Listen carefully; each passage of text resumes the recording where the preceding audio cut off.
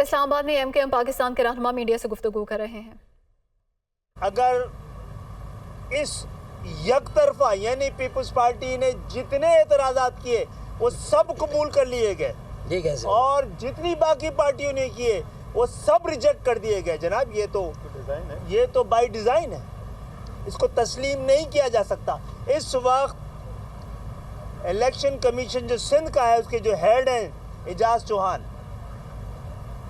वो मुकम्मल तौर पर पीपल्स पार्टी के ख्वाहिश, उसके सियासी मफादात, मकासद के लिए जो कुछ पीपल्स पार्टी उनके लिए कर सकती है वो पीपल्स पार्टी कर रही है, और जो वो पीपल्स पार्टी के लिए कर सकते हैं वो पीपल्स पार्टी के लिए कर रहे हैं। ऐसे ही तो एक साफ और शफाफ इंतखाबात, सबके लिए काबिल कबूल इंतखाबात, अगर इलेक्शन कमीशन, निगरां हुकूमतें इस मुल्क को नहीं दे सकी तो जिन बहरानों में ये मुल्क है उसमें कई गुना इजाफा हो जाएगा। ये इलेक्शन आपके लिए एक बहुत बड़ा मसला बन जाएगा अगर इसकी शफाफियत ना हुई, और शफाफियत होती भी नज़र ना आए। इंतखाबात का गैर जानिबदाराना होना ही नहीं, इसको नज़र आना भी बहुत ज़रूरी है। अब नज़र इसका जानिबदाराना होना बड़ा वाज़ेह होता जा रहा है। जी आपने इलेक्शन कमीशन के ऊपर इल्ज़ाम लगा दिया है कि पीपल्स पार्टी ने उनके ऊपर पैसा लगाया और वो खरीदे जा चुके हैं। ऐसी सूरत में इलेक्शन कमीशन कैसे इंसाफ करेगा, इंतखाबात कैसे शफाफ होंगे? देखिए, दो बातें हैं। हमने तो जो हमारे पास इत्तलात आ रही थी वो हमने उन तक पहुंचा दी है। तहकीकात और कराना उनका हक है, बल्कि उन पर फ़र्ज़ है। जहाँ तक हमारा मामला है, हम ये कह रहे हैं जो हमारे एतराज़ात हैं इसके अंदर जो बड़ी बड़ी आइनी कानूनी और इंतखाबी जो ज़रूरियात है उन प्रिंसिपल्स को मुकम्मल तौर पर रिजेक्ट करके आपने एक नए तरह की हल्का बंदियाँ की हैं, इसकी वजाहत कर दीजिए ना। वो वाले मामलात जब ये यकतरफा तौर पे हुआ है तो जो कुछ हमें इत्तलात मिल रही थी वो हमने उन तक पहुँचा दी है। अच्छा सर, ये बताइएगा, हल्का बंदियाँ हो चुकी हैं, अब जितने शदीद एतराज़ात हैं, अब आप नेक्स्ट आपका लायामल क्या होगा? क्योंकि हल्का बंदियों पे तो आप सेटिस्फाई नहीं है। दूसरा, आप ये इल्ज़ाम लगा रहे हैं, मेंबर पे इतने सख्त इल्ज़ाम लगा रहे हैं कि आपके पास कोई शवाहिद हैं, आपने चीफ साहब के सामने रखी और चीफ साहब ने वापसी भी आपको कहा है। नहीं, देखिए, दो बातें हमने उनको बताया है। हम ना अदालत हैं, ना हमारे पास इदारे हैं, हमारे पास इत्तलात हैं। उन इत्तलात को हमने पहुंचाया है। अब ये उनकी जिम्मेदारी है। ये हमारा हक और हमारा फ़र्ज़ है कि जो हमें इत्तलात मिले और वो ख़दशात की शक्ल में तब्दील हो जाएं, ये ख़दशात अदालतों तक, इलेक्शन कमीशन तक पहुंचाना हमारा फ़र्ज़ है। वो हमने पहुंचा दी है। नेक्स्ट क्या होगा? नेक्स्ट हमें नहीं करना है, नेक्स्ट अब इलेक्शन कमीशन को करना है। हल्का बंदियों के हवाले से इलेक्शन कमीशन में हमने अपने एतराज़ात बता दिए हैं और हमें लगेगा कि इंसाफ की कोई उम्मीद है तो हम दोबारा वहाँ पर सुओ मोटो का जिस तरह जैसे सुओ मोटो के इख्तियारात जजेस को होते हैं, सुप्रीम कोर्ट के चीफ जस्टिस को, हाई कोर्ट के चीफ जस्टिस को, इसी तरह ये कोई मामूली इदारा तो नहीं है। पाकिस्तान की किस्मत, पाकिस्तान की जमहूरियत इस इदारे के हाथ में है। इस इदारे में के पास ही आके रोना है, इन्हीं से एहतजाज करना है, इन्हीं से शिकायत करनी है, इन्हीं के सामने एतराज़ात उठाने हैं। और इनके अगर कुछ मेंबरान के लिए बात गश सुनाई दे रही है तो हम इस खदशात से कि पता नहीं ये बात उन तक पहुँची है नहीं पहुँची है, हमने पहुँचा के अपना फ़र्ज़ पूरा कर दिया।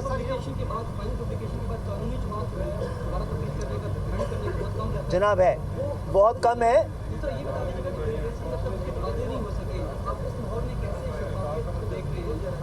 जनाब ये सारे बिल्कुल सही है। आपने जो बताया है वो एक बड़ी बदनसीबी होगी कि इंतखाबात से चंद महीने पहले पूरी कौम इस नतीजे में पहुंच जाए कि इंतखाबात फिर 2018 के इंतखाबात की शक्ल में और तरीक़े से होंगे, तो ये बहुत बड़ी बदनसीबी होगी। पाकिस्तान के ख़िलाफ़ इससे बड़ी कोई साजिश इस वक्त नहीं हो सकती है।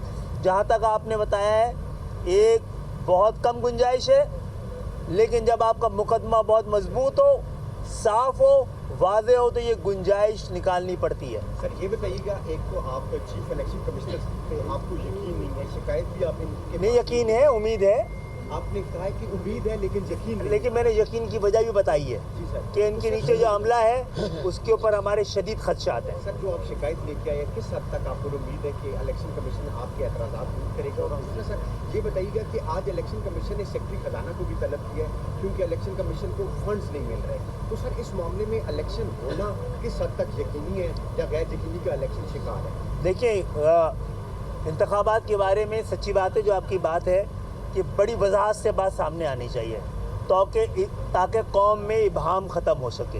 वो इबहम मौजूद है, ये इबहम इंतखाबात को मशकूक करेगा और इसकी तैयारी के हवाले से भी लोग दौरे इबहम का ही शिकार रहेंगे और गुमागू की कैफियत अभी है। और जो आपने कहा है, हम तो एक उम्मीद के साथ ही आए हैं और यकीन लेके जाना चाहते हैं। और अगर हमारे एतराज़ात गलत हैं तो हमें बताना पड़ेगा उनको कि किन वजूहात की वजह से गलत हैं। आपने नहीं बताए हैं, आपने बग़ैर वजह के ख़त्म कर दिया है। आप हमें लिख के दें जी कि क्या वजूहात हुई हैं जिनकी वजह से दरिया भी पार कर ली, नालों पे भी छलांग लगा दी, रेलवे की पटरी के सामने से भी गुजर गए और ये सारी मजबूरियों को, इन सारा हल्का बंदियों के जो रुकावटें हैं उन सबको फलांगना सिर्फ एक पार्टी के हक़ में करना था और एक ही पार्टी के हक़ में हुआ है। इलेक्शन कमीशन की प्रेस रिलीज आई थी 2 दिन पहले की। दूसरी जानिब मुस्लिम लीग नून के पार्लिमानी बोर्ड का दूसरा इजलास जारी। कायद नून लीग नवाज शरीफ और पार्टी सदर शहबाज शरीफ इजलास की सदारत कर रहे हैं। पार्लिमानी बोर्ड रावलपिंडी डिस्ट्रिक्ट से पार्टी उम्मीदवारों का इंतखाब करेगा। कोऑर्डिनेशन कमेटी के आम इंतखाबात में पार्टी टिकट्स देने की सिफारिशात पर भी गौर। मुस्लिम लीग नून के पार्लिमानी बोर्ड का दूसरा इजलास जारी है। कायद नून लीग नवाज शरीफ और पार्टी सदर शहबाज शरीफ इस इजलास की सदारत कर रहे हैं। पार्लिमानी बोर्ड रावलपिंडी डिस्ट्रिक्ट से पार्टी उम्मीदवारों का इंतखाब करेगा। इसी हवाले से मज़ीद तफसीलात जानते हैं deputy bureau chief Lahore Hasan Raza से। जी हसन रजा। मुस्लिम लीग नून के पार्लिमानी बोर्ड का इजलास शुरू हो चुका है जिसकी सदारत पार्टी कायद मोहम्मद नवाज शरीफ और सदर शहबाज शरीफ कर रहे हैं। इजलास में सीनियर नायब सदर और chief organizer Maryam Nawaz Sharif, election cell के सरबराह सेनेटर इसाक डार और party secretary general Ahsan Iqbal और दीगर अहदेदार भी शरीक हैं।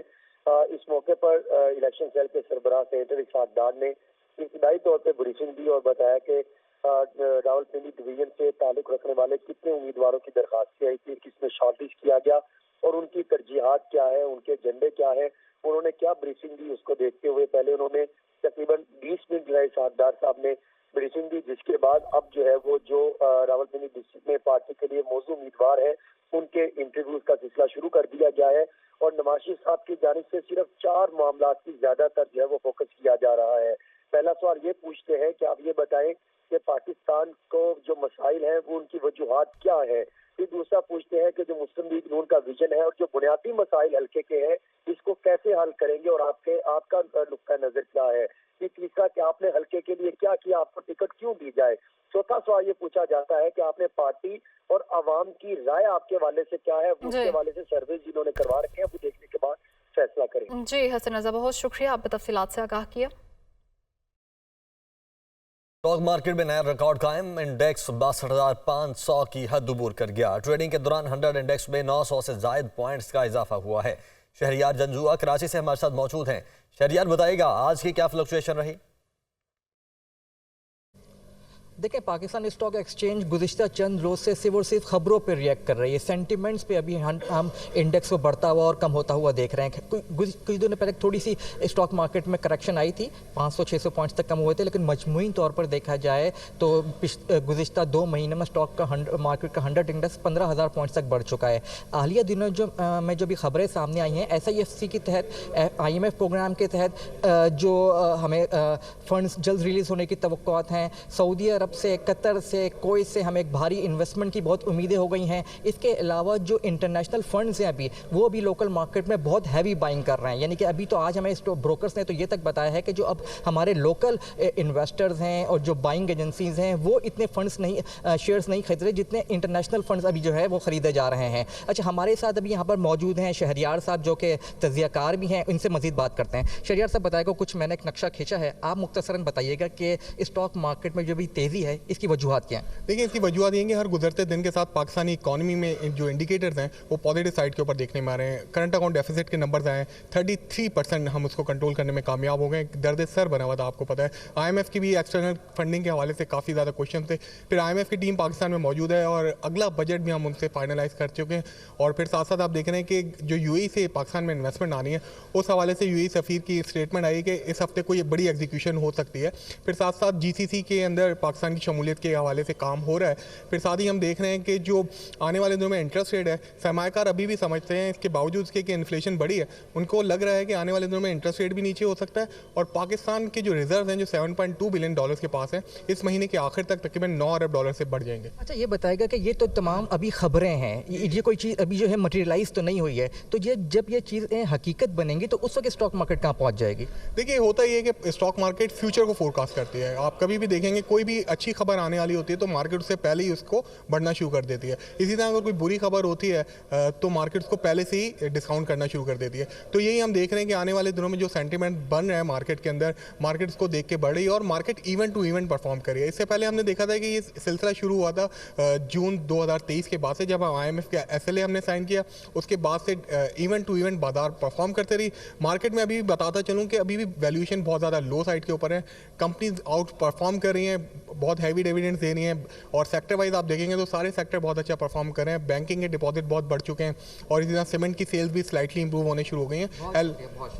बहुत शुक्रिया, आपने इनका बहुत सस्ती है, बहुत ज़्यादा गुंजाइश है कि शेयर्स अभी भी ख़रीदे जा सकते हैं। और अगर ये तमाम खबरें जो बहुत ही ज़्यादा मुस्बत पाकिस्तानी मईशत के लिए आ रही हैं, ये मटीरियलाइज होती हैं तो स्टॉक मार्केट में एक मज़ीद तेज़ी देखी जा सकती है। बहुत शुक्रिया शहरियार आपका।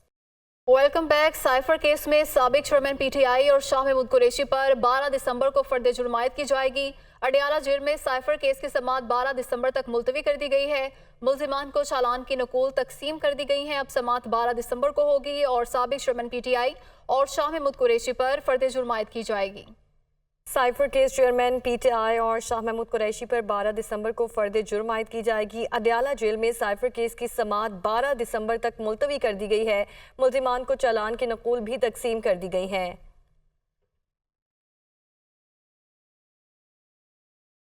आम इंतखाबात के लिए फंड्स की अदम फराहमी पर सेक्रेटरी खजाना इलेक्शन कमीशन तलब। चीफ इलेक्शन कमिश्नर का फंड्स की अदम फराहमी पर निगरान वज़ीर आज़म को ख़त लिखने का फैसला। माली साल के बजट में आम इंतखाबात के लिए 42 अरब रुपए मुख्तस किए गए। वज़ारत खजाना अब तक सिर्फ 10 अरब रुपए दे चुकी है। इसी हवाले से बात करेंगे नुमाइंदा वकार सैयद से। जी वकार। जी बिल्कुल, इलेक्शन कमीशन को जो आम इंतखाबात में फ़ंड्स की अदम फराहमी पर जो सेक्रेटरी ख़जाना है इमदादुल्लाह बोसाल, उनको इलेक्शन कमीशन ने जो है वो तलब किया है और उनको फौरी तौर पर आज जो इलेक्शन कमीशन के सामने पेश होने की हिदायत जो है वो जारी की गई हैं।